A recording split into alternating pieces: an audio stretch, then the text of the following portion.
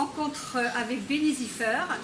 Alors simplement, nous avons organisé, Béni Ziffer et moi, cet entretien en plusieurs parties, si vous voulez.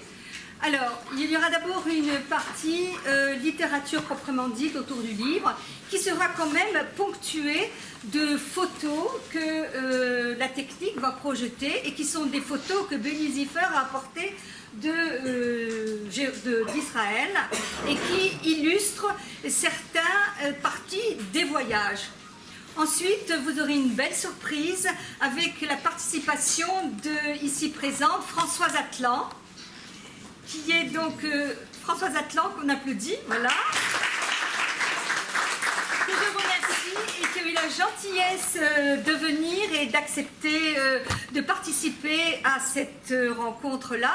Et pour la raison très simple, c'est qu'elle a enregistré et elle chante des chansons judéo-espagnoles, des chansons ladino. Et là, spécialement, elle sort un disque sur des mélodies turques. Alors, si tu veux peut-être le dire rapidement.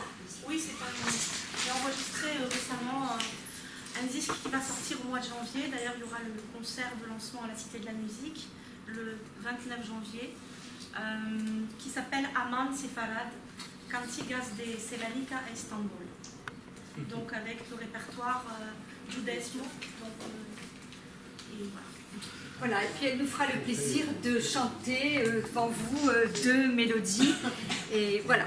Donc ça, c'est pour l'organisation de cette soirée-là. Alors, Béni Ziffer, merci d'avoir accepté.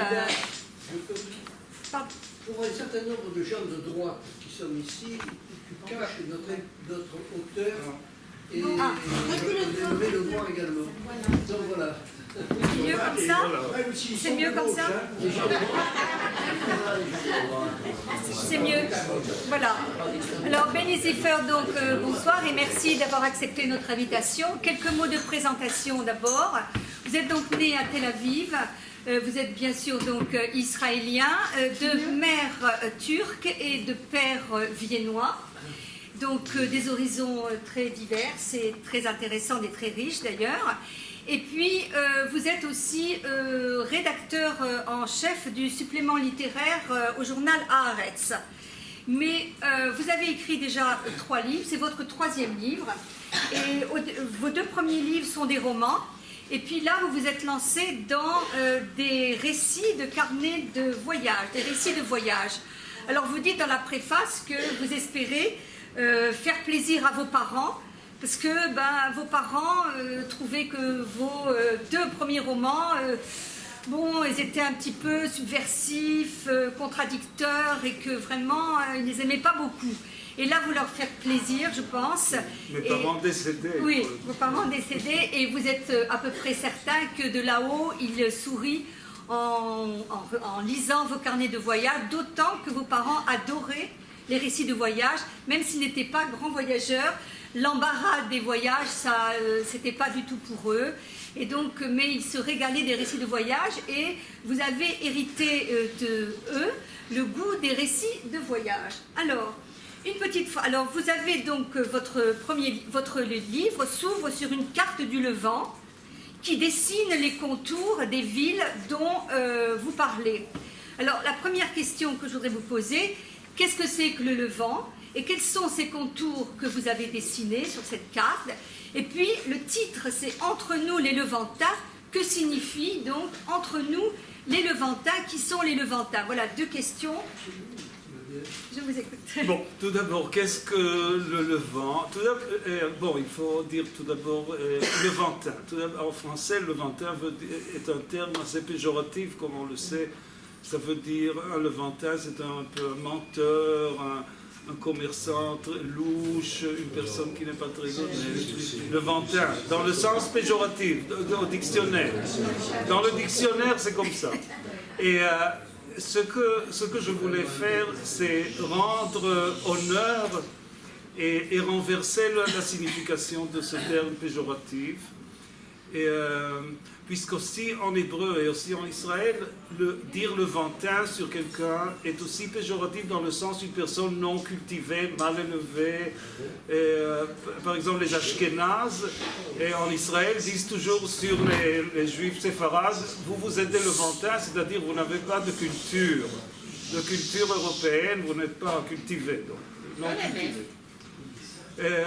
Voilà, donc c'est des stéréotypes, ce stéréotype du Levantin que je voulais renverser et faire honneur, au contraire, moi, au stéréotype, à cette, à ce levantinisme.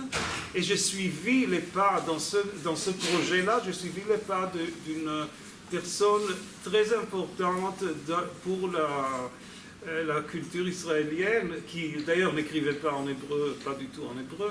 Et cette figure-là qui a influencé, sans être une personne très connue, en Israël, qui s'appelait Jacqueline Kahanov, une juive égyptienne qui, bien sûr, devait s'exiler d'Égypte. Elle a commencé, tout d'abord, elle était en Amérique. Elle n'était pas du tout sioniste, donc elle a commencé sa carrière en Égypte. Et en Amérique, après l'Égypte, et puis après, par force du destin, elle s'est retrouvée en Israël, et assez désorientée, puisqu'elle ne parlait pas l'hébreu. Elle écrivait en anglais. En Égypte, elle était francophone en même temps, puisqu'elle a eu une éducation française, comme beaucoup de Juifs, elle venait du Caire. Et elle représentait dans sa personnalité même ce que moi, plus tard, j'appelle le levantinisme, c'est-à-dire une sorte de mélange de définition et d'identité qui elle-même ne comprenait pas et que nous aussi nous ne comprenons pas. Et cette Jacqueline Kahanov a écrit un article qui était un article vraiment clé en Israël après la guerre de 6 jours, qui s'appelait « Nous, les Levantins ». Et donc, mon titre se réfère à cet article-là.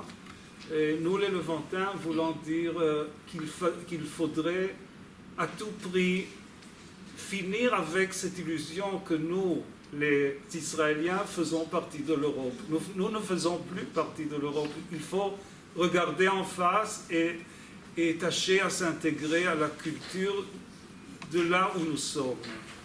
Et bien sûr que tout cela, je ne sais plus si ça a réussi, ça a échoué finalement, puisque les Israéliens continuent à se considérer comme des Européens qui sont par hasard dans le Levant. Et donc c'est un débat qui continue, et ce livre-là se réfère à cette problématique. Alors, une autre question que je voudrais vous poser et qui appelle un commentaire de votre part. À la page 17, vous dites « Un voyage ne m'inspire qu'à condition de m'apparaître comme des retrouvailles avec une chose rencontrée au cours d'une précédente visite ou dans mes lectures. C'est pourquoi je reviens sans cesse au même lieu et plus mes voyages se multiplient, plus l'enthousiasme, le jaillissement de la découverte et la capacité d'écrire sur le même lieu m'offre la possibilité d'écrire avec un regard neuf. » Alors, vraiment, qu'est-ce que c'est que le voyage pour vous? Vous dites que c'est paradoxal, ça certes c'est vrai. Alors expliquez-nous cela, expliquez-nous ce paradoxe-là. Bon, donc le voyage tel que je le conçois dans ce livre, d'ailleurs je le conçois tel que je le conçois, et proprement, c'est rester chez soi et finalement ne pas bouger. Il y a ce livre classique français, Voyage autour de ma chambre, de Xavier Demaître. Et donc, je crois que j'ai repris cette idée-là de voyager. Bien sûr que je voyage, mais je voyage toujours, tout d'abord, à des villes et à des lieux qui sont très proches, là où je me sens de toute manière chez moi, et disons dans les entourages de le côté oriental, la côte orientale de la Méditerranée. Et en même temps, je sais qu'il est impossible, je sais qu'il est impossible de se défaire de ce que je suis. Donc même si je viens à Paris ou si je viens ou si je vais voyager en Australie, tout ce que je vais chercher est une sorte de reflet de ce que je suis moi. Et ce reflet-là, je le retrouve dans ces lieux qui sont le Levant, quand je vais au Caire, quand je vais à Istanbul, quand je vais en Jordanie. Je me retrouve moi-même. Donc, le paradoxe est que je fais des voyages, disons, techniquement, je me déplace. Mais mentalement, tout ce que je fais, c'est me chercher moi-même, hein, mon identité, et chercher des reflets de moi-même dans les lieux où je suis. Et donc, et bien sûr que tout ce que je dis dans le livre a été déjà dit par d'autres personnes, et la personne là qui est derrière nous est le poète grec alexandrin et Konstantinos Kavafis, le poète qui est aujourd'hui considéré comme le poète national grec, qui n'a jamais été en Grèce, qui a vécu en Alexandrie. Là, toute son œuvre a été écrite en Égypte, au fin du 19e siècle, début du 20e siècle, et qui a écrit un poème qui est admirable. D'ailleurs, ces poèmes ont été traduits par Marguerite Yourcenar en français, et qui dit que voilà, il y a ce désir, notre désir de se déplacer. Il se dit, le poète dit à soi-même, il se dit, voilà, je veux quitter là, cette Alexandrie où j'étouffe, je veux aller ailleurs. Et donc, il y a la ville qui lui répond. Dans le deuxième verset, lui dit, là où tu vas aller, tu vas prendre la ville avec toi. Et tu ne vas jamais, et quand tu vas mourir dans cette même ville, même si tu seras loin de chez toi. Et donc cette idée-là, qui est une idée clé du Levant, et je l'ai repris aussi. Donc qu'on ne peut pas se défaire de là où on est, d'où on vient. On porte ce fardeau jusqu'à la fin. Alors, vos carnets de voyage sont des carnets de notes qui sont bourrés de noms de lieux, de noms de personnages, de phrases saisies au vol. Et alors, pour vous, Beni Zifer, quelle serait la qualité de l'écrivain voyageur par rapport, par exemple, à un romancier, un écrivain romancier?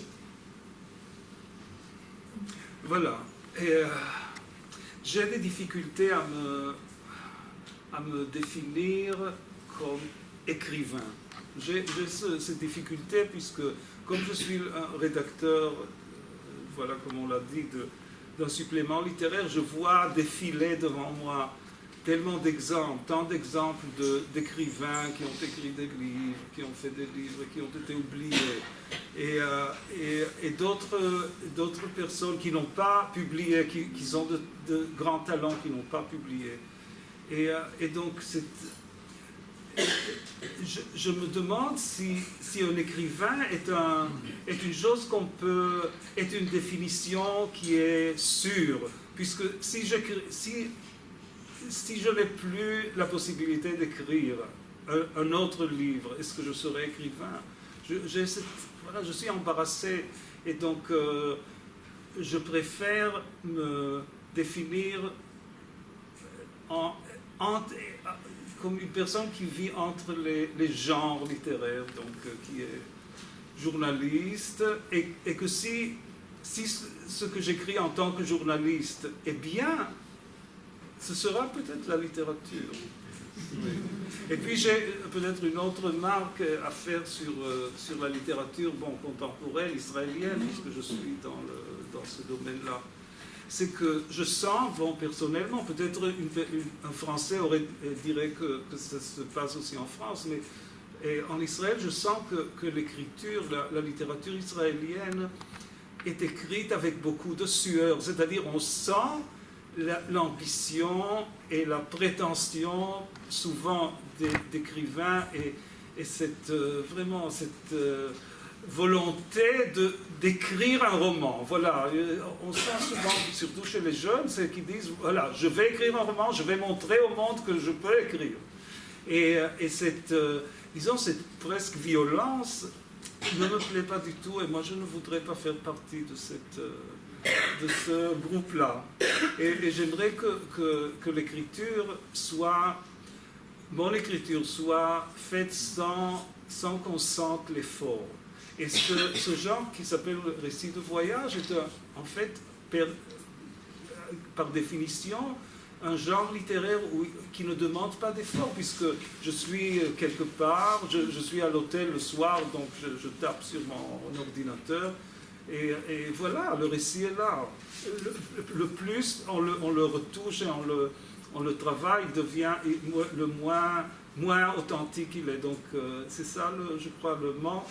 C'est écrire par plaisir et pas avec cet effort qui est vraiment néfaste. Vous écrivez aussi, vous dites dans un des carnets que la littérature de voyage n'est ni sociologique, n'est pas une recherche sociologique, ni une recherche politique, qu'elle est poétique, c'est vrai, il y a de très beaux passages poétiques dans les descriptions du Nil ou des ruelles que vous traversez. Cependant, vous êtes israélien, vous allez dans les pays arabes à côté de chez vous, et quand même, votre écriture a quelque chose, je ne dirais pas de politique, mais vous allez dans ces pays avec quand même une idée derrière la tête. Alors, ce n'est pas tout à fait neutre. Vous allez avec un espoir, peut-être, je dirais, je sais pas moi, un idéal culturel peut-être. Alors, quel est-il ? Quand vous allez par exemple au Caire, vous arrivez au Caire, vous parlez de cette ville que vous adorez, mais que vous n'aimez pas non plus. Alors, qu'en est-il quand vous arrivez dans ces pays-là, par exemple ? Bon, il y a, comme je suis en premier lieu journaliste, c'est-à-dire que je veux influencer mes lecteurs, directement influencer, contrairement à un écrivain qui écrit pour l'éternité, et j'ai cette ambition, mon seule ambition est d'influencer mes lecteurs directement. Et donc, ce que je voulais acquérir avoir par ces récits de voyage, c'est mettre en tête aux Israéliens que ce qu'on appelle le Levant est un lieu qui est plein de culture, plein de couches historiques, beaucoup plus riche que souvent l'Occident, et où on pourrait retrouver des richesses énormes. Et donc là, voilà, et même peut-être j'ai exagéré dans ce que j'ai fait, donc c'est comme si je voulais le fourrer dans la tête des Israéliens. Voilà, regardez, le Caire, c'est un lieu richissime, où il y a le modernisme et tout ensemble, le modernisme, le passé, et donc, bon, mais bien sûr que je suis aussi israélien, et donc je me sens, étant israélien et juif, bien sûr, il y a toujours il y a une différence entre ma volonté d'être, voilà, m'ouvrir au monde, et d'autre part, les réactions que je reçois en tant qu'Israélien quand je suis au Caire ou en Alexandrie, et tout à coup c'est comme si on reçoit une gifle sur le visage. Voilà, je raconte peut-être cet épisode. Alexandrie, je suis là, voilà, je circule dans un quartier populaire, et voilà des jeunes gens qui s'approchent de moi et me demandent en anglais, comme on demande toujours là dans ces lieux-là, where are you from? What's your name? Et moi qui toujours dois me cacher, donc j'invente toutes les fois une identité, je dis je suis turc, je suis hongrois, polonais, et là il m'est venu en tête de dire je suis allemand. I'm German. Donc ces jeunes gens disent Deutschland, good, Heil Hitler. Et là, donc on voudrait, et c'est là aussi le Levant, c'est-à-dire cette idée qu'on voudrait être autre chose, porter un masque, mais là la réalité vous donne la gifle, voilà, et vous remet sur terre. Donc il y a tout cela. dans le Caire. Voilà, c'est pourquoi j'aime et je déteste. Ouais. Et dans le Caire, alors vous flânez dans les ruelles, les cours intérieures, évidemment, vous délaissez les grands sites touristiques et vous vous moquez d'ailleurs de façon ironique et sarcastique de tous ces hordes de touristes avec leurs dépliants qui vont dans les grandes pyramides mais qui délaissent la petite pyramide qui est 2 fois plus importante. Et vous allez donc, et vous lisez cette ville, vous lisez les vestiges du passé sur les façades des maisons, et vous êtes tout le temps à la recherche du livre, des petites boutiques, d'un colporteur qui a une montagne de livres, et puis alors sous cette montagne de livres, vous trouvez un livre en français, vous êtes complètement, vous êtes heureux comme tout, comme si c'était un trésor. Et puis, vous parlez aussi de ces intellectuels juifs qui avaient un lien extrêmement profond avec la littérature française, avec la langue française, et vous êtes absolument, je dirais peut-être même nostalgique devant tout ce passé qui disparaît. Alors moi, je voudrais vous demander que représente la langue française et la littérature française pour tous ces intellectuels juifs qui entretenaient justement ces liens extrêmement profonds avec cela. Bon, voilà, donc si je vais répondre maintenant de la manière dont je parle dans mon livre, je vais être très nostalgique et très sentimental, puisque c'est la manière dont je parle de la France dans le livre. La France a joué un rôle fondamental dans la création de cette idée du Levant. C'est-à-dire, il a donné au Levant, et d'un côté c'était le colonialisme, ça avait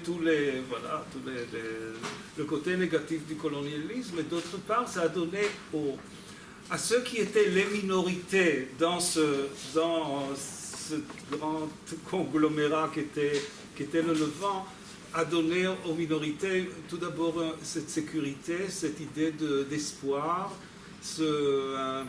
des idées humanistes. Tout cela est passé par la France. Et donc, en allant dans le Caire, voilà, justement, là, parfois je trouvais des livres français dans la boue, voilà, jetés sur la rue, et j'imaginais où devaient être avant cela les livres dans les maisons, ou, voilà, des maisons peut-être juives, peut-être pas. Et même, je retrouve là, il y a un petit paragraphe où je retrouve un livre, là, jeté par terre, de Robert Brasillac. Brasillac était le grand antisémite qui était, voilà, finalement exécuté. Et j'ai ce conflit là intérieur qui me dit, bon, tu vas sauver ce livre de la boue, là, mais c'est Robert Brasillac. C'est un livre que même, je crois qu'en France, personne ne va trouver ce livre dans les librairies. Donc peut-être si, mais pas... mais de toute manière, il y a ce conflit intérieur que se fait dans le livre, qui dit que je sauve ce livre parce qu'il représente pour moi, étant israélien qui recherche mes racines, disons, dans ce Levant, pour moi, il ne représente pas du tout ce qu'était le côté négatif de Brasillac, mais ce côté, il représente la France du point de vue disons, tout à fait paradoxalement, doublement paradoxalement, et il représente pour moi la France, puisque je ne peux pas laisser ce livre, un livre français, c'est un peu comme pour les Juifs, la Bible. Et une personne qui va avoir une Bible dans la boue, il va la relever, il ne va pas laisser ce livre-là rester là où il est. Et donc, je me suis dit qu'il fallait sauver en manière illusoire, tous ces vestiges de la littérature et de la culture française qui sont là éparpillés. Et à propos de ces vestiges-là, vous voyagez justement dans ces rues et ces ruelles, et vous essayez, vous recherchez les traces, les vestiges, les traces d'un monde qui a disparu et d'un monde juif, et vous retrouvez une vieille synagogue, et vous retrouvez aussi de vieilles personnes qui sont là en train de garder ce qui reste d'une vieille synagogue. Et vous recherchez tout le temps les livres. Et je me suis dit, quel est cet attachement que vous avez aux livres, qui sont des points de repère? Expliquez-nous un petit peu cette espèce de vénération même que vous avez pour les livres. Je n'ai pas de vénération pour les livres. Donc, personnellement, je ne suis pas du tout. Je ne suis pas de ceux qui font la collection de livres rares, etc. Je n'ai pas du tout ce fétichisme. Mais d'autre part, les livres, là quand je suis dans un lieu où les livres sont jetés dans la boue, c'est là où ma conscience, mon amour pour les livres se révèle. Et c'est comme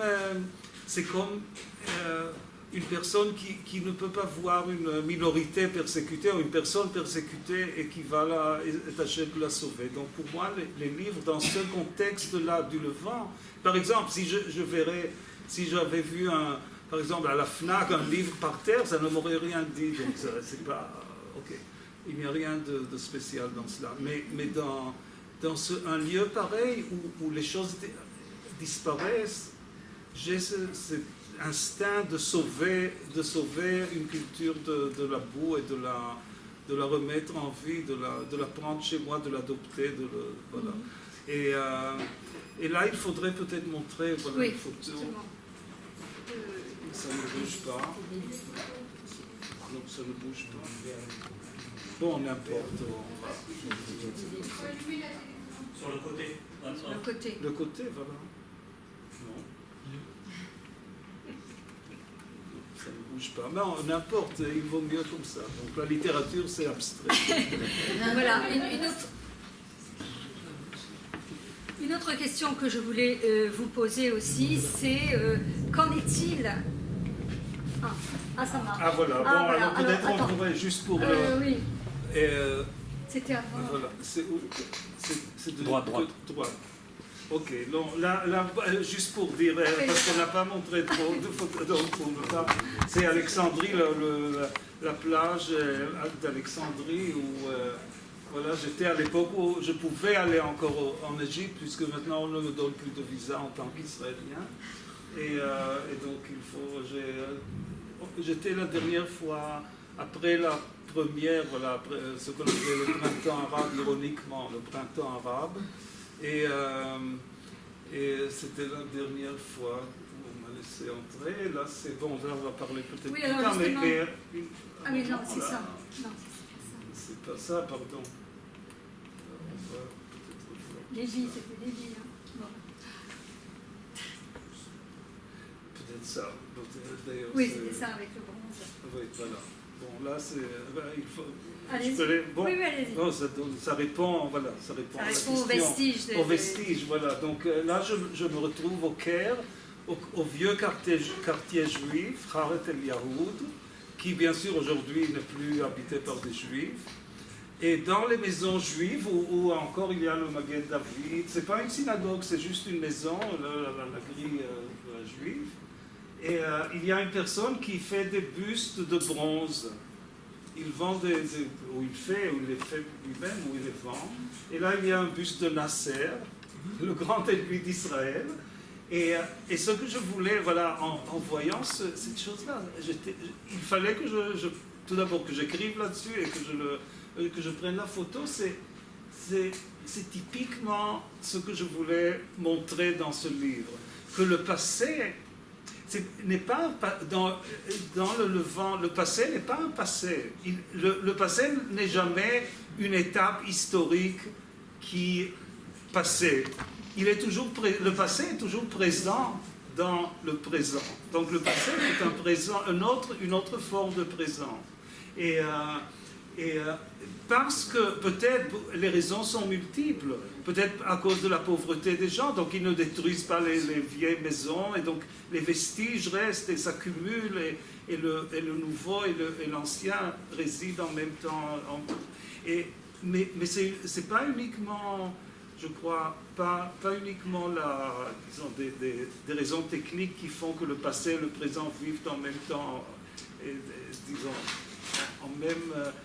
sans contradiction, et parce que aussi à Istanbul, et quand, voilà par exemple l'écrivain Orhan Pamuk qui a écrit un livre merveilleux, une autobiographie sur son enfance à Istanbul, il dit que c'était justement ça qui l'intriguait toujours, le fait de vivre à Istanbul, circuler, la personne qui vit à Istanbul, un Istanbuliote, vit entre des palais, mais qui ne sont pas des vestiges, ce n'est pas des ruines, c'est des palais de sultans qui n'existent plus. Et donc, la vie de tous les jours se passe simultanément dans le passé et dans le présent. Et donc, ce qui explique, entre autres, le levantinisme, c'est que aussi, et peut-être même politiquement, Israël aussi, c'est que par exemple, voilà, dernièrement, c'est tout ce conflit autour du mont du Temple avec les musulmans, et voilà, est-ce qu'on va faire la prière ici et là? Tout à fait comme dans cette photo, dans la vie de tous les jours, le passé ou disons, les traditions sont conçues comme une chose qui est tout à fait vivante et présente. Et donc, on ne les considère pas comme une nostalgie ou comme une chose qui est, bon, voilà, et d'une manière sentimentale. C'est là, c'est vivant. Les conflits sont vivants parce que, voilà, le mont du Temple, on ne le voit pas comme des vestiges. C'est une chose qui est là, présente. Voilà, le troisième temple va être bâti tout de suite. Voilà. Une question que je voulais vous poser d'ailleurs tout à l'heure, c'était qu'en est-il, puisque on est toujours en Égypte, on va passer tout à l'heure en Turquie, hein, oui. On est au Caire, et je voulais vous demander justement qu'en est-il de la communauté juive au Caire actuellement. Alors, vous écrivez qu'elle est complètement racornie, qu'il n'existe pas grand-chose, et vous donnez l'exemple du cimetière de Bassatine, où il y a une dame, très vieille, 90 ans, je crois, qui vient de mourir, et que le cimetière est dans un tel état de pourrissement que les tombeaux sont squattés par des pauvres et qui se mettent là comme ça. Et puis, même pour elle n'a même pas eu de sépulture. C'est passé dans le journal, je crois, turc en 2013, où c'est Carmen Weinstein. Oui, donc, qui était la présidente de la communauté, de ce qui reste de la communauté juive. Voilà. Que reste-t-il là, voilà, donc il ne reste presque rien, et d'autre part, il reste tout. Et voilà, il ne reste rien du point de vue, disons, technique. Il n'y a plus de juifs au Caire. Aujourd'hui, il y a peut-être une dizaine de juifs en Égypte. La dernière fois où j'étais en Égypte, il y avait 190 personnes qui étaient inscrites comme appartenant à la communauté juive. Et j'imagine qu'aujourd'hui, il y a encore moins, puisqu'ils étaient tous très âgés. Ça c'est d'un côté. D'autre part, je dis, là d'ailleurs je le dis dans le livre d'une manière un peu sentimentale, que la judéité du Caire s'étale partout. Voilà. S'étale partout, mais d'une manière qui est vraiment extraordinaire. Et je donne des exemples, voilà, je vais donner un exemple, quelques exemples. Je ne sais même pas par où commencer, mais je vais commencer par, et un nom, qui peut-être ne va rien dire aux gens ici, c'est Youssef Darwish, qui était le leader du Parti communiste égyptien, qui était juif karaïte, et donc, pour se marier avec une juive non karaïte, il devait se convertir à l'islam et donc épouser cette juive. Et lui, c'était lui et ses partenaires qui étaient tous juifs, puisque le Parti communiste égyptien était composé que de juifs, a été en fait la personne qui a marqué le plus la politique égyptienne envers Israël. C'est-à-dire, tout le boycott que l'élite, jusqu'à présent, l'élite intellectuelle égyptienne, et ce boycott contre Israël, cette haine contre Israël et contre le sionisme contre Israël, bon, okay. Tout cela provient d'un groupe de juifs qui ont formulé ce boycott qui devait avoir lieu, ce boycott égyptien contre Israël. Ok, mais là, l'histoire de ce Yosef Darwish, bon, lui, il est déjà décédé il y a 10 ans. Je voulais l'interviewer, il ne voulait pas m'interviewer et me rencontrer parce que j'étais israélien. C'est-à-dire que quand on pense à... Et qu'est-ce que... voilà, toute la politique égyptienne, tout ce qui se passe avec... voilà, entre l'Égypte et Israël, malgré la paix et tout cela... Peut-être tout cela provient d'un conflit intérieur entre juifs et juifs. Ce qui est vraiment presque surréaliste. C'est presque surréaliste, mais ce n'est pas si surréaliste que ça, puisqu'on sait que les choses... Puis, deuxième étape de ce paradoxe, vraiment ce surréalisme, c'est que la petite fille de ce Yosef Darwish, qui, comme je dis, officiellement, il s'est converti à l'islam pour pouvoir se marier à une juive, voilà, mais que tout le monde considérait comme juif, et sa petite fille, qui est juive, est aujourd'hui la grande star du cinéma égyptien. Et elle est mariée à un membre de parlement qui ont fait la révolution la dernière révolution. Et donc, elle, qui est juive d'origine, fait partie de l'élite égyptienne. Mais bien sûr qu'elle ne compte pas, elle n'est pas inscrite dans la communauté juive comme juive. Donc, c'est un petit exemple de ce que je vois comme c'est comme si la base, cette base juive, tout ce nom dit juif existe. Et là, mais d'une manière très très forte. Il y a des jaillissements de temps en temps. Oui. Voilà. Alors maintenant, nous voyageons encore avec vous, pour aller en Turquie. Ok. Voilà, on ne peut pas passer par toutes les villes que vous avez visitées parce qu'il nous faudrait beaucoup trop de temps. Mais nous allons aller maintenant, nous sommes en Turquie. Voilà. Et alors la Turquie, pour vous, c'est quelque chose de... Voilà, la Turquie. Alors pour vous, la Turquie, c'est quelque chose de très sentimental, puisque c'est le berceau familial. Et vous retrouvez dans cette Turquie ou à Istanbul, où vous êtes allé qu'à partir de 1991, vous essayez de retrouver les traces de votre passé. Et il y a de très belles phrases, justement. Alors, je vais vous les lire très très vite. Vous dites comment ne pas essayer d'arpenter à pas menus d'enfants la rue principale du quartier qui aurait pu être le mien, la rue Moda, sous les arcades ombragées menant à la plage.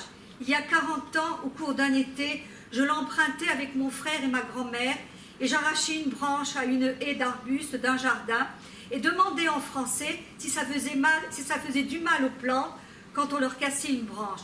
La langue que me parlent ici les branches d'arbres, le trottoir, la rue revêtue de pavés et non d'asphalte, et le français.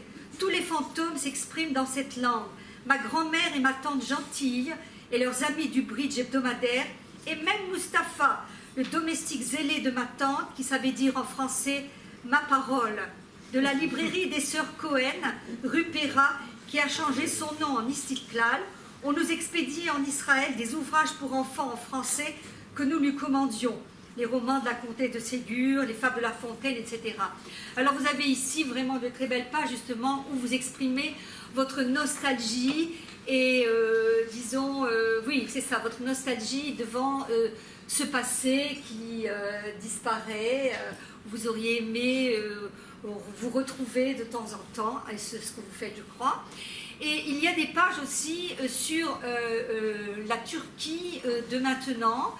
Et il y a deux passages qui appellent quand même un commentaire, à savoir un passage où il y a une personne là-bas qui est musulmane et qui dit la Turquie de maintenant va dans le mauvais sens parce que les grands-mères avaient des jupes courtes et puis leurs petites filles ont des jupes longues.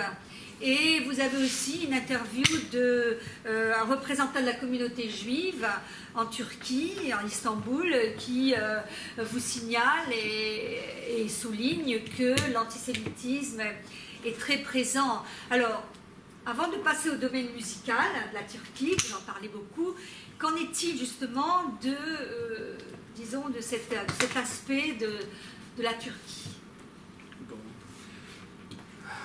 Bon, comme la Turquie, pour moi, représente presque une deuxième patrie, puisque c'est là où l'inspiration me vient. Donc, dès que je mets mes pieds à Istanbul, j'ai envie de la décrire, j'ai envie d'écrire un roman, le recommencer, recommencer, et un roman, écrire quelque chose sur cette ville qui est inépuisable et tellement riche pour moi. Mais voilà, pour parler des Juifs, de cet antisémitisme et des problèmes d'aujourd'hui, alors il faut faire quelques remarques qui sont bien sûr le fruit de mon expérience. C'est que d'un côté, il y a une incompréhension totale de ce qui se passe en Turquie, une incompréhension totale en Occident, et d'ailleurs en Israël aussi, de ce qui se passe en Turquie. Ce qui est conçu en Occident comme l'étape moderniste, kémaliste de la Turquie, et qui était toujours vue comme une chose très très positive, finalement était une étape de répression énorme où on a forcé toute une génération d'oublier tout ce qu'ils étaient et de se refaire à la manière occidentale. Et cette chose-là était un projet prétentieux d'Atatürk qui n'a pas marché. Il a marché tant que la force était derrière, tant que l'armée était derrière. Et du moment où les choses se sont... le pouvoir central s'est affaibli, donc les gens ils n'ont pas changé. C'est pas que les Turcs ont changé et sont devenus plus musulmans. Ils étaient toujours musulmans, mais ils étaient forcés à montrer une façade laïque. Et maintenant, ils se sont finalement, aujourd'hui, donc, de nos jours où nous voyons la Turquie comme, disons, sombrer dans le fanatisme et dans l'islam, fanatique. Donc, c'est pas du tout peut-être une phase négative, puisque c'est le côté authentique de la Turquie, c'est ça les Turcs, c'est ça la Turquie, si nous voulons ou ne voulons pas. Et en même temps, pour parler des Juifs et de l'antisémitisme en Turquie, c'est un cas qui est vraiment particulier, puisque et là on se rapproche un peu de Salonique et de tout cela, puisqu'Atatürk aujourd'hui est vu comme une personne assez, disons, pas plus positive comme il était à l'époque où il était adoré et admiré par tout le monde. Et une des accusations qu'on fait à Atatürk, c'est qu'il était d'origine juive, ce qui est sans doute la vérité. Qu'il venait d'une famille, des familles sabbatéennes qui se sont converties à l'islam au XVIIIe siècle, à l'époque de Sabbatai Sevi, le Messie, le faux Messie. Il y avait des familles, des familles juives qui se sont converties avec Sabbatai Sevi à l'islam. Et ce groupe, une grande partie de ce groupe qui s'appelait les Dönme en Turquie, ont vécu à Salonique. Et Atatürk venait de Salonique. Le parti kémaliste à l'origine était formé presque à 90% de juifs, de ces juifs qu'on peut appeler les maranes turcs, c'est-à-dire des gens qui avaient une naissance juive mais qui étaient officiellement musulmans. Et donc la Turquie d'à présent est obsédée par, mais vraiment obsédé, il faut être sur place pour le voir, par cette idée que toute l'élite turque finalement, et peut-être aussi Erdogan, celui qui haït tellement Israël, est aussi juif. Puisque toute l'élite turque était d'origine, cette élite turque qui était mise là à l'époque de la République était d'origine juive. Donc il y a des dizaines de livres qui sont écrits aujourd'hui en Turquie qui parlent de, voilà, qui tâchent de détecter des noms de famille qui peut-être pourraient être d'origine juive. Et est-ce qu'Erdogan est juif? Est-ce que celui qui était le président avant lui, Gül, est juif? Et il y a même un livre que j'ai vu en allant à Istanbul il y a quelques années, après les élections où Erdogan était élu, qui s'appelait « Les fils de Moïse », et où on voyait les deux figures de Erdogan et du président Gül, et où on expliquait qu'ils venaient de familles converties à l'islam. Et donc cette obsession est d'un côté, disons, positif, puisque les Turcs sont persuadés que s'il y a une personne qui est douée et qui a du succès quelconque, elle doit être juive. Autrement, pourquoi, comment elle peut être intelligente si elle n'est pas juive? Parce que, ok. Et d'autre part, il y a aussi, il y a toute, comme je l'ai décrit en Égypte, il y a en Turquie, voilà, je vais peut-être finir avec cet exemple-là, de cette question-là. Okay. Voilà, vraiment une chose donc c'était quelque chose que moi j'ai retrouvé moi-même. Bon, ok, on s'approche. Voilà, un moment. Non, pardon, voilà. Il faut retourner. Pardon, je m'excuse. Voilà. Là, ok, cette dame-là, qui s'appelle Eren Eyüboğlu, et son mari qui est Bedri Rehmi Eyüboğlu, étaient les peintres nationaux de la Turquie. C'est-à-dire, eux, ils ont fait la peinture moderne qui correspond plus ou moins aux impressionnistes ou aux expressionnistes fauvistes et, de cette époque-là. Et moi, j'ai fait la visite du musée qui s'appelle à Istanbul, un nouveau musée. Et donc, je m'approche d'un tableau de cette dame-là, Eren Eyüboğlu. Et je ne sais pas comment, je me dis, mais ce tableau ressemble tellement à l'école juive de Paris. Donc, c'est une assiette avec deux harengs, très très juif. Voilà, une sorte de modestie, quelque chose de très très juif, voilà, qui ressemble un peu à Soutine, Chagall. Ok. Et je me renseigne, je vais aux archives là, du musée, je demande qui est cette dame, voilà l'histoire, sa biographie. Et il s'avère que cette dame-là, qui est la peintre vraiment officielle de Turquie, son vrai nom est Erna Leibovic. Et elle est née, une juive, née en Roumanie, et elle est allée étudier à Paris, et là elle a rencontré son mari, elle s'est convertie à l'islam, rentrée en Turquie et est devenue, voilà, ce couple-là est devenu le couple, voilà, officiel de la peinture turque. Et donc, comme elle n'est plus vivante, j'ai rencontré son fils qui est là. En fait, bon, bien sûr, quand je l'ai rencontré, il était déjà tout grand. Et il était furieux du fait que j'ai découvert, voilà, que je fais cette découverte et que je vais la publier. Il m'a dit, mais à aucun prix, je ne vais pas vous donner une interview, ça me met en danger et tout cela. Et finalement, mais petit à petit, il s'est ouvert à moi et il m'a raconté comme quoi sa mère lui chantait des chansons yiddish. Et lui, il s'appelait Mehmet, donc il est musulman à 100%, soi-disant.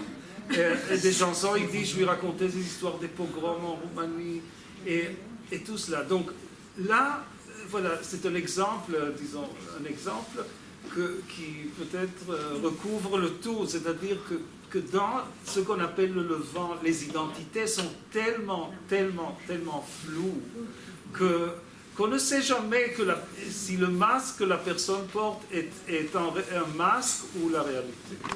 Voilà, alors maintenant on va passer au domaine musical, parce que finalement, quand vous vous baladez dans la Turquie ou dans Istanbul, vous captez une mélodie d'un café, de la langue Laz, par exemple, et puis vous écoutez aussi la voix lancinante de Rosa Eskenazi et sa célèbre mélodie Dimitroula.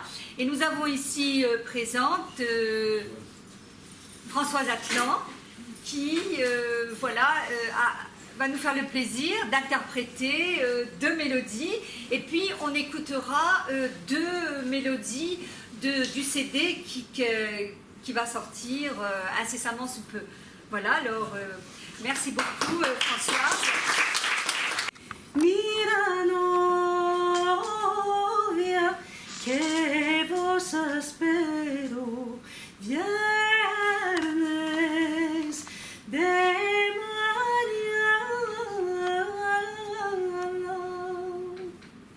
Yasak chicleti en las puertas.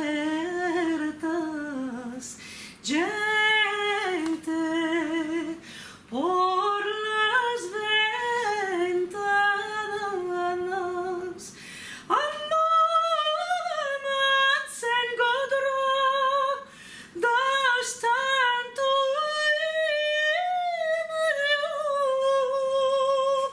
hasta ver vuestra cara en paz. Ay, Señora, vengas en las buenas horas.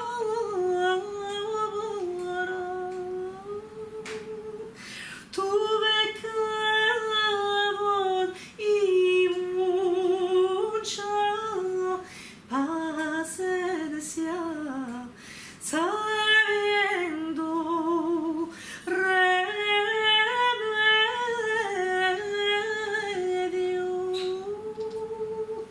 aunque me decía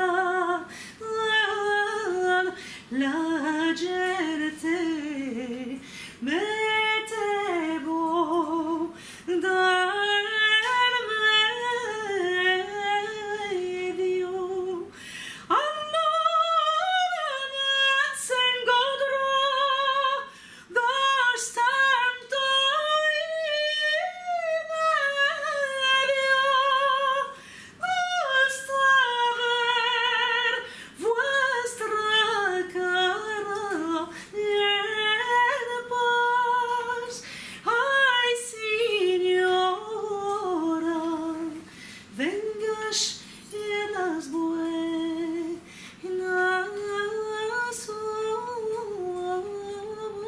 horas.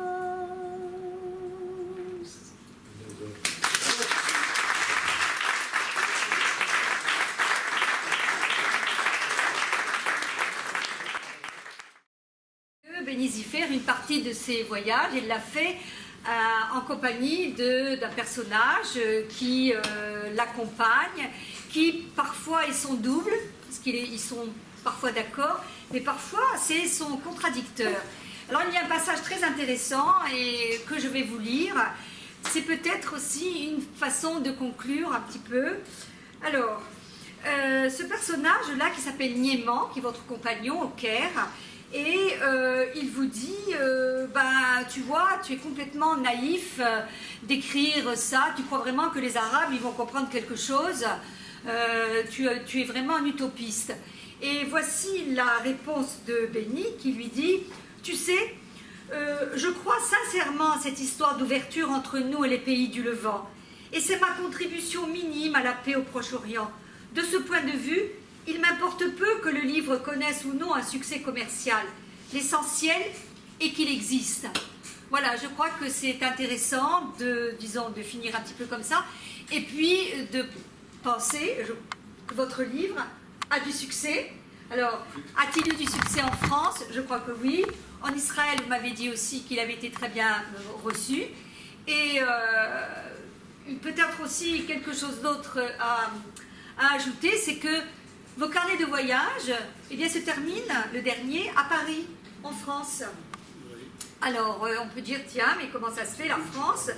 Il y a une phrase qui dit, à la page 85, mais qu'il a un petit peu développée tout à l'heure, et il apostrophe la France, et il dit « Ô France, ta mission historique de tisseuse acharnée des liens rompus entre nous, les Levantins, disséminés entre des pays comme des ouailles sans berger, n'est pas achevée. » Donc finalement, la France, pour vous, c'est quoi? C'est un espoir?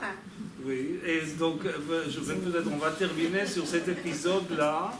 Et voilà une histoire vraie qui n'est pas du passé, n'est pas de la nostalgie, et qui est tout à fait présente dans ma vie et dans la vie, dans la vie d'une personne qui est là. Peut-être je vais la montrer plus tard. Bon, elle est là à la fin, la dernière. Bon, vous allez la voir. Donc, il s'agit d'une personne qui s'est infiltrée en Israël, qui venait du Guinée-Bissau, qui a fait un jeune homme qui déjà à l'âge de 14 ans a commencé à faire son voyage vers Israël, ne sachant pas qu'il y a un pays qui s'appelle Israël. Et par le Mali, le Tchad, la Libye, l'Égypte, finalement il se retrouve à Tel Aviv, et pris par la police, il est mis en prison. Et moi, avec une collègue à moi du journal, l'ont d'une certaine manière adopté. Voilà, il était là. Voilà, c'est lui. Il s'appelle Saliou Dara, il est à Paris maintenant.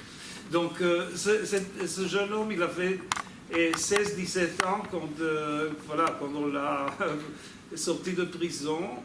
Il était francophone, c'est la seule langue qu'il parlait, donc d'expression française, plus ou moins, mais sans aucune culture, rien. Toute sa jeunesse a été passée par, à survivre. Et donc, on a pris cette ambition de le faire étudier, et on l'a inscrit à l'école des frères de Jaffa, qui est la seule école, une des seules écoles en Israël où on peut faire le bac français. Et il avait une année pour se préparer au bac, donc problème, sans avoir il ne savait rien. Et donc on a pris des volontaires dans toutes des personnes de la mathématique, biologie, etc. Moi je me suis pris volontaire de lui enseigner la littérature, le programme littérature française et philosophie pour le bac. Le programme il y avait la princesse de Clèves. Terrible, pour lui c'était horrible parce qu'il ne comprenait rien. C'est pour lui quoi, c'était les rois de France, Versailles, le Louvre, tout ça. Mais j'ai compris immédiatement qu'il avait tout d'abord cette volonté et aussi cette capacité comme une éponge. Il prenait tout ce qu'on lui disait, il se rappelait. Et donc il a passé son bac. Et même avec succès. Et je l'ai pris personnellement par la main. Ce qui était assez difficile de le faire sortir d'Israël puisqu'il n'avait pas de papier. Il était sans papier. Donc comment le faire sortir par la Ben Gurion, l'aéroport? Ça a duré des heures jusqu'à ce que on a trouvé une personne qui était assez gentille pour lui mettre le tampon et le laisser partir. Et donc, je l'ai inscrit à Cergy-Pontoise, à l'université Cergy-Pontoise, pour faire l'économie et business. Et ce garçon-là, tout cela s'est passé il y a 5 ans. Aujourd'hui, la semaine dernière, il a eu sa soutenance de thèse de maîtrise. Il a sa maîtrise et il a terminé l'université. Et tout cela, je le dis, pas pour me vanter moi-même comme je suis un homme éclairé, etc. Non, tout ce que je veux dire, c'est que on peut dire tout ce qu'on veut de la France, de son rôle, que ce n'est plus ça, ce qu'elle était, etc., etc. Mais dans la réalité, en tant que journaliste, en tant qu'une personne qui ne croit qu'à ce qu'elle voit, ok? Et donc, ce que moi j'ai vu, c'est que la France a offert à ce jeune homme ce que aucun pays n'a offert, c'est-à-dire ce lien entre le fait qu'on paye une certaine, par le fait qu'on a fait le bac français, la France vous ouvre la porte, c'est-à-dire qu'elle ouvre la porte aux personnes qui font partie de sa culture. Ce qui n'est pas du tout le cas d'Amérique, parce que si on parle anglais, ça ne veut pas dire que l'Amérique vous reçoit, ou l'Angleterre, etc., ou l'Allemagne. Donc, ce qui était étonnant, et en même temps, pour moi, presque miraculeux, c'est que le rôle de la France n'est pas terminé. C'est-à-dire que, de là vient cette phrase que vous avez lue, que dans la réalité, on peut dire ce qu'on veut du colonialisme, le post-colonialisme, les théories, tout cela, mais dans la vie réelle, il y a, quand on regarde la réalité en face, il y a d'autres choses qui se présentent. Entre autres, c'est des choses optimistes. Moi, j'ai envie de terminer, puisque vous êtes rédacteur donc des pages littéraires, du supplément littéraire du journal Haaretz. Et j'ai envie de vous demander comment vos choix littéraires, comment vous les orientez? Est-ce que c'est comme en France, le monde des livres, où il y a beaucoup de critiques de livres? Ou alors est-ce que vous faites autrement? Est-ce que vous privilégiez la littérature nationale? Ou est-ce que vous privilégiez plus la littérature étrangère? Quelle est votre ligne dans ce supplément littéraire? C'est juste pour terminer, parce qu'après tout, les rédacteurs du supplément littéraire... Je vais le dire, j'espère, brièvement. C'est que, tout d'abord, il faut dire que la conception de l'idée qui est derrière le supplément littéraire de Haaretz, et d'ailleurs des suppléments littéraires israéliens, est totalement différente que celle du monde des livres ou des suppléments ou des sections livres dans les journaux français. La tradition israélienne vient de l'Allemagne, où jusqu'à aujourd'hui en Allemagne, il n'y a pas de supplément littéraire, il y a ce qu'on appelle, les Allemands appellent en allemand feuilleton. Le feuilleton. Feuilleton veut dire le supplément culturel et littéraire, où il n'y a pas nécessairement des critiques de livres où on présente les nouveaux livres, mais il y a des œuvres littéraires, c'est-à-dire la volonté de présenter au public, au large public, des œuvres littéraires, lancer des écrivains, montrer des choses qui ne sont pas, c'est-à-dire accessibles au large public, et surtout le côté pas tellement populaire de la culture, puisque le côté populaire de la littérature et des autres arts, les gens qui, les écrivains à succès, donc ils sont, ok, on les connaît par ailleurs d'autres, des magazines populaires et d'autres journaux. Donc l'idée du supplément littéraire israélien, et du mien, celui que je dirige, c'est de proposer quelque chose qui n'est pas donné par les autres médias, c'est-à-dire une chose qui est strictement originale au supplément que je dirige. Et de là aussi provient, comme par exemple, si Amos Oz ou David Grossman ou Edgar Keret, les grands écrivains connus, publient un livre, donc quelle pourrait être ma contribution en tant que rédacteur? Il n'y a pas, puisque ces écrivains-là, de toute manière, on les lit, on les connaît, et ils sont interviewés à la télé, etc. Donc, ce que je tâche de faire, c'est toujours de prendre le côté beaucoup plus non connu de la littérature et de la culture israélienne. Et je vais conclure et dire qu'avec tout ce bien sûr qu'ici on connaît surtout les écrivains qui sont à la mode, les grands, voilà, les grands noms.